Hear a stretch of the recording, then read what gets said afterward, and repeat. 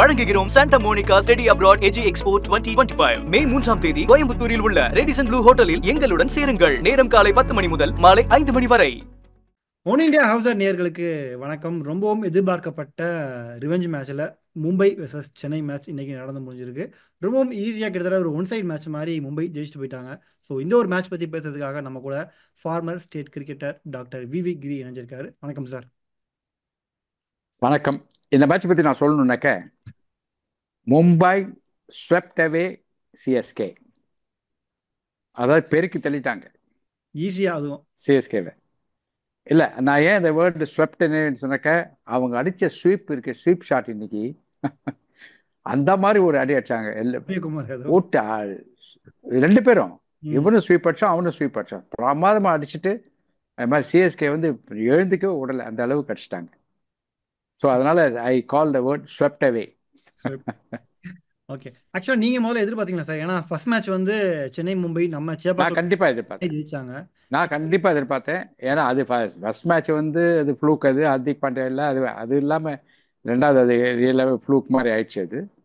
But இது வந்து கண்டிப்பாக எதிர்பார்த்தது. ஏன்னா சிஎஸ்கே வந்து ஆவுன்னு ஏதோ இப்போ டிவால் பிரேவிஸ் தான் கடைசியில் அவனை வந்து உட்காத்தி வச்சிருக்காங்க, வந்துட்டான் அவன் ஒரு ஊரில்.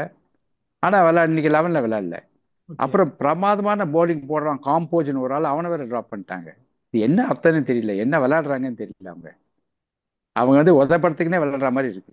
பட் இன்னைக்கு ஆயுஷ் மாத்திரை வந்திருந்தாரு, அவருடைய பெர்ஃபார்மன்ஸ் நல்லா இருந்தது ரொம்பவே பார்க்கறதுக்கு. சரி, நல்லா இருக்கு, சரி. பட் நான் என்ன சொல்றேன்னா, ஒரு மேட்ச் வச்சு சொல்ல முடியாது. ஓகே, அதனால ரெண்டு பேருமே ரஷிக், அந்த ரெண்டு பேருமே இன்னும் கொஞ்சம் ஸ்டெபிளைஸ் ஆகணும். ஓகே, அவங்க ஒன்றும் செஞ்சுரி அடிச்சு மேட்ச் எல்லாம் காப்பாத்தல, ஏதோ ஒரு குயிக் 30 அடிக்கிறாங்க, அவ்வளவுதான். பட் நான் என்ன சொல்றேன்னா, ரெண்டு பேரும் நாட் இனஃப். ஓகே, இன்னும் கொஞ்சம் ஸ்டெபிளைஸ் ஆகணும். பட் கான்வே வந்து அவரோட ஃபாதர் இறந்துட்டாருன்னு கேள்விப்பட்டேன். அதனால தான் அந்த பிளாக் ஆர்ம் பேண்ட் போட்டிருந்தாங்க அவங்க, அந்த டீம், இந்தியா சிஎஸ்கே டீம். அதனால பட் கான்வே வந்து இருந்தாங்க, கான்வே விளையாட வைக்கணும் கண்டிப்பா, அவரை ட்ராப் பண்ணக்கூடாது. ஏன்னா அவர் பெரிய பிளேயர். ஒன் செகண்ட் வந்து இந்த காம்போஸ் எல்லாம் ட்ராப் பண்றதுக்கு பேத்தலா இருக்கு. அவர் தான் நல்லா போட்டுருக்காரு, பெட்டர் ஃபியூச்சர்னு சொல்லிட்டு இருக்கோம், அவரை போய் ட்ராப் பண்ணாங்க. அது என்ன அர்த்தம் புரியல. மூணாவது வந்து திருப்பி திருப்பி இவங்களுக்கு வந்து அந்த டிவால் பிரேவிஸ் ஊர்ல வந்துட்டானா ஏன் 11ல இன்க்ளூட் பண்ணல? அவனுக்கு என்ன டெஸ்டிங்கா இல்லை ஏதாவது குவாரண்டைன்ல இருக்கானா? What is this? ஸ்ட்ரைட்டாவே இறக்க வேண்டியதானே உள்ள, அது என்ன ரீசன் தெரியல. But I heard he has come to India டீமோட ஜாயின் பண்ணிட்டான்னு கேள்விப்பட்டேன். Okay okay sir. பட் இருந்தாலும் வான்கடே மாதிரியான ஒரு ஸ்டேடியத்தில் பேட்டிங்க்கு இருப்ப சேஸில் 175ன்றது ஒரு ஈஸி டார்கெட்டாக மாறிடுச்சா இன்னைக்கு? ஏன்னா இங்கே டியூபையும் 50 போறாரு, ஜடேஜா 50, பட் அது பத்தல அப்படின்ற. அது கூட இல்லை, அது கூட நம்ம சிவம் துபே பிரமாதம் ஆடினார் இன்னைக்கு. ஜடேஜாவும் 50 அடிச்சாரு, பட் சிவம் துபே தான் நல்ல அட்டாக்கிங் கேம் ஆடினார் முதல்ல. வெரி குட் 50 அவரு. பட் போதாது, ரெண்டு பேர் போதாது, ரெண்டு பேர் தான் அடிச்சாங்க, மற்ற எல்லாம் ஃபெயிலியர் இல்லையா, அது போதாது. ரெண்டாவது வந்து அவங்க ஸ்ட்ரைக் ரேட் ரொம்ப கம்மியாக இருந்தது. ஏன்னா இவங்களுக்கு அந்த அளவுக்கு அத்தாரிட்டி இல்லை பேட்டிங்ல. ஜடேஜா கூட கொஞ்சம் ஸ்லோவாக தான் விளையாடுறாரு. எல்லாருமே 30 அதனால அதை இன்னும் கொஞ்சம் ஃபாஸ்ட் அடிச்சிருக்கலாம். பட் நான் என்ன சொல்றேன்னாக்க, இந்த மும்பை மாதிரி ஒரு யானை பசி அவங்களுக்கு, அந்த சமயத்தில் 170 போதாது. ஓகே, இன்னும் கொஞ்சம் பெட்டராக பெர்ஃபார்ம் பண்ணியிருக்கணும். அந்த டிவால் பிரைவிஸ்னு ஒரு ஆள் வந்து ரிஸ்க் எடுத்து விளையாட வைக்கணும் கண்டிப்பா. அவர் எந்த டவுனும் அதை பற்றி கவலை இல்லை. சாரி சார், மறுபடியும் சொல்லுங்க. மேட்ச்ல சிஎஸ்கே பண்ண ஒரு முக்கியமான தப்பு அப்படின்னா என்ன சொல்லுவீங்க நீங்க? முக்கியமான தப்புனா ஃபர்ஸ்ட் வந்து team selection. Okay. Dewald Brevis இருந்திருந்தாருனாக்க அவரை கண்டிப்பா விளையாட வச்சிருக்கணும். ஓகே. ரெண்டாவது காம்போஜை ட்ராப் பண்ணக்கூடாது. ஏன்னா கடைசியில் 10 ரன் அந்த அடி அடிச்சாங்க. அதை வந்து காம்போஜ் மாதிரி ஒரு போலர் இருந்தாருனாக்கா இன்னும் பெட்டரா போட்டிருப்பாரு. மேபி அஸ்வினுக்கு பதிலாக மனோஜ் கம்போஜா நீங்க ரீப்ளேஸ்மெண்ட் பண்ணிக்கலாம்னு நினைக்கிறீங்களா? வந்திருக்கலாம். அஸ்வின் இன்னைக்கு நல்லா போட்டாரு. இன்னைக்கு மட்டமா போட்டது 10 ரன்னாவும் 100 மட்டும்தான். அது வந்து இன்னைக்கு மேட்ச் வந்து நம்ம முதல்லயே வந்து நான் என்ன சொல்லியிருந்தேன், Mumbai is a better team, Mumbai win பண்ணுவாங்க ஈஸியா. போன ஃபர்ஸ்ட் மேட்ச் தோத்தது வந்து ஒரு ஃப்ளூக்ல தோத்தாங்க, இந்த தடவை ஈஸியா வின் பண்ணுவாங்க அப்படின்னு சொன்னேன் நான். ரெண்டாவது மும்பை வந்து ஒரு அதிரடி ஆட்டம் ஆடினாங்க பாருங்க. 80% ஆஃப் தி ரன்ஸ் வந்து ஸ்வீப்ல அடிச்சிருக்காங்க. அவங்க ஸ்வீப் ஃபுல் ஹுக் 3 அடிச்சிருக்காங்க. ஸ்கொயர் லெக் ஏரியாவில் அடிச்சிருக்காங்க 80% ஆஃப் ரன்ஸ். அந்த அளவுக்கு அவங்க வந்து ஒரு ஒரு விளையாடிட்டாங்க சிஎஸ்கேவை. இவ்வளவு நாள் ஃபார்ம்ல ரியலாவே சேட். ஃபார்முக்கு வந்துட்டாரு சென்னைக்கு. அதான் சொல்றேன், அவருக்கு போட்டு போட்டு ஃபீட் பண்ணாங்க லெக் சைடில். அதுதான் சொல்ல வரேன். சரி, அவருக்கு ஆஃப் சைடில் ரன் அடிக்க வரல, அவுட் ஆகிட்டே இருக்காது. லெக் சைடில் வந்து ஏதாவது பாலை போட்டால் உடனே 6 அடிச்சிடுறாரு. அந்த மாதிரி போன மேட்ச் கூட அடிச்சாரு. இந்த தடவை லெக் சைடில் போட்டுட்டே இருக்காங்க கண்டினியூஸா. அதான் தப்பு.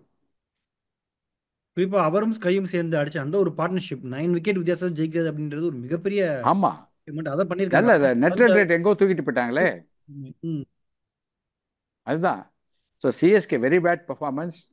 இது ஓன் மேக்கிங் தான். ஏன்னா சுத்தி என்ன குறை சொன்னாலும் கடைசியில் டீம் செலெக்ஷன்ல தான் வருது. இது தோனியோடைய தான் இது ஒரு பிரச்சனையா இல்ல வேற டீம் மாத்தி இருந்திருக்குமா?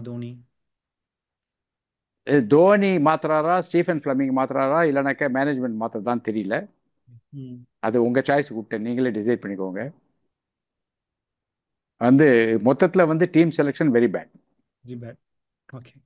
பட் மும்பையோடைய பெர்ஃபார்மன்ஸ் பத்தி என்ன நினைக்கிறீங்க? ஏன்னா இப்ப அவங்க நினைச்சா பிளே ஆஃப்ல கண்டிப்பா மும்பை வந்து அவங்களுக்கு சான்ஸ் கிடைச்சா உள்ள பூந்துருவாங்க. நான் முதல்ல இருந்து சொல்லிட்டு இருக்கேன். எப்பவுமே அவங்க ஃபர்ஸ்ட் 4 மேட்சஸ் 3 மேட்சஸ் லூஸ் பண்ணிட்டு அதுக்கப்புறம் உள்ள வந்துருவாங்க.